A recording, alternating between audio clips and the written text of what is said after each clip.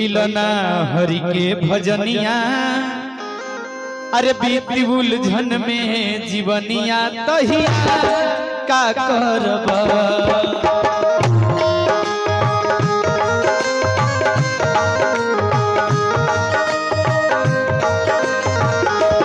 कैलना हरि के भजनिया बीती उलझन में जीवनिया तहिया का करबा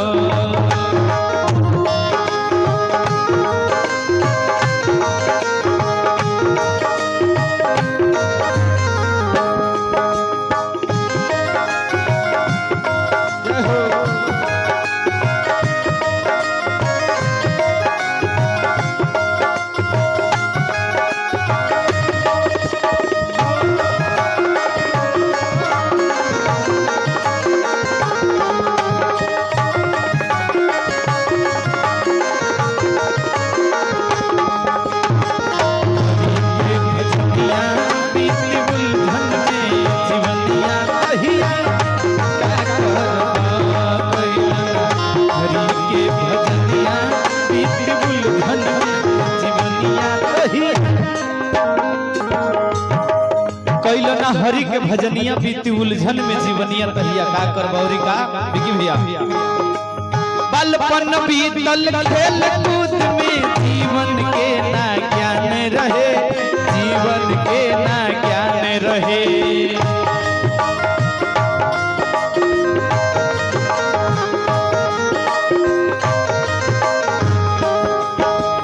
आइल जवानी खूबे कमैलो घर में मान समान रहे घर में मान समान रहे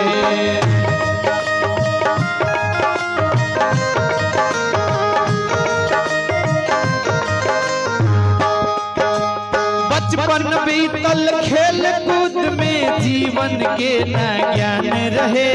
जीवन के ना ज्ञान रहे आइल जवानी खूबे कमैलो घर में मान समान रहे घर में मान समान रहे तहिया का होई कि देहिया हो जाई पुरनिया पैरी हो जाई है सुरहिनिया तहिया का करबा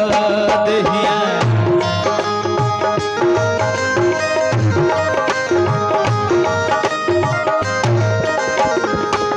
कैलना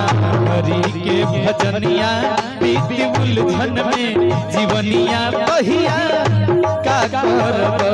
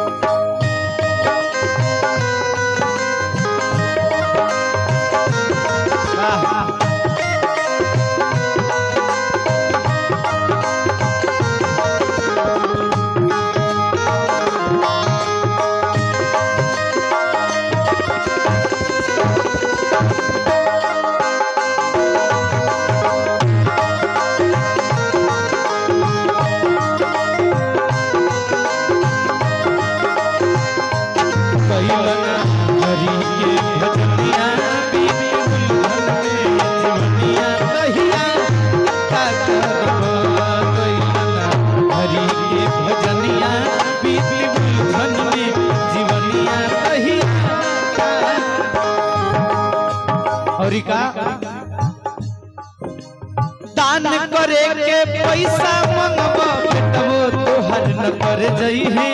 बेटवो तोहर न कर जई है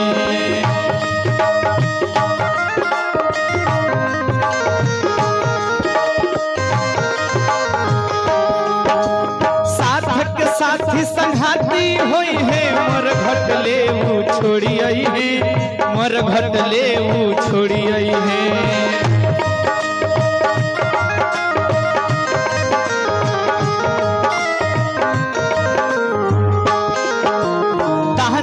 पैसा मंगबा बेटवो तोहर न कर जई है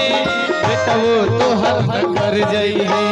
साथ के साथी संघाती होई है मर घट ले वो छोड़ी आई है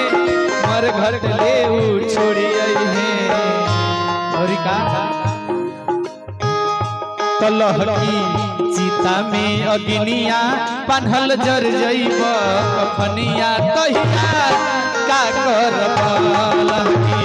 चिता में अग्निया बांधल जर जइब कफनिया तहिया का करब मिलना भरी